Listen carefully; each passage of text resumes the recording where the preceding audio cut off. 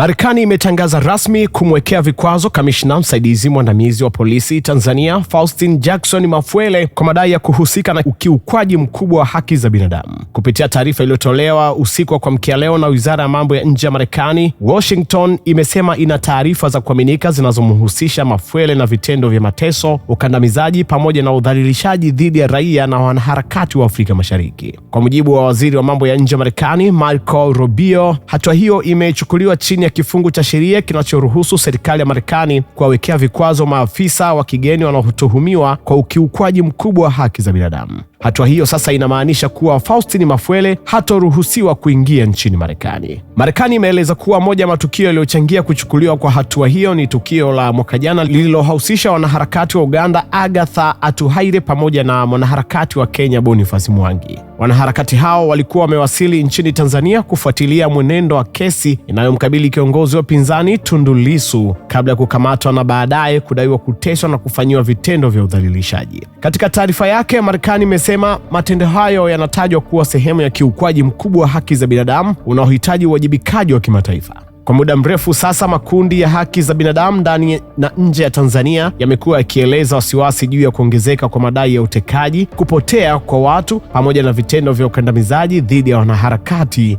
na wanasiasa wa upinzani. Hatua ya Marekani dhidi ya Mafwele imeonekana kuwa moja ya hatua kubwa zaidi kuwahi kuchukuliwa kimataifa dhidi ya afisa wa juu wa usalama kutoka nchini Tanzania. Hata hivyo, hadi sasa serikali ya Tanzania wala jeshi la polisi hawajatoa tamko rasmi kujibu hatua hiyo ya Marekani. Wachambuzi wa siasa za kimataifa wanasema hatua hiyo inaweza kuongeza presha kimataifa kwa Tanzania katika masuala ya haki za binadamu, hasa wakati huu ambapo dunia inaendelea kufuatilia mwenendo wa demokrasia na utawala wa sheria katika ukanda wa Afrika Mashariki. Baadhi ya wanaharakati wamepongeza hatua hiyo wakisema ni mwanzo wa uwajibikaji kwa wale wanaotuhumiwa kutumia mamlaka vibaya dhidi ya wananchi. Kwa upande mwingine, wapo wanaoona kuwa hatua hiyo inaweza kuathiri uhusiano wa kidiplomasia kati ya Tanzania na Marekani ikiwa serikali itaona imeingiliwa katika masuala yake ya ndani. Mpaka sasa swala hili linaendelea kuzua mjadala mkubwa mitandaoni na katika duru za kisiasa ndani na nje ya Tanzania, huku wengi wakisubiri kuona hatua zitakazofuata baada ya vikwazo hivyo kutangazwa rasmi. Hii ni Makini Media, the trusted voice. Usisahau kusubscribe, lakini pia kujoin nasi katika mitandao ya kijamii Facebook, Instagram, X, zamani Twitter kama Makini Media. Mimi naitwa Voice of Siraji. Kuwa makini.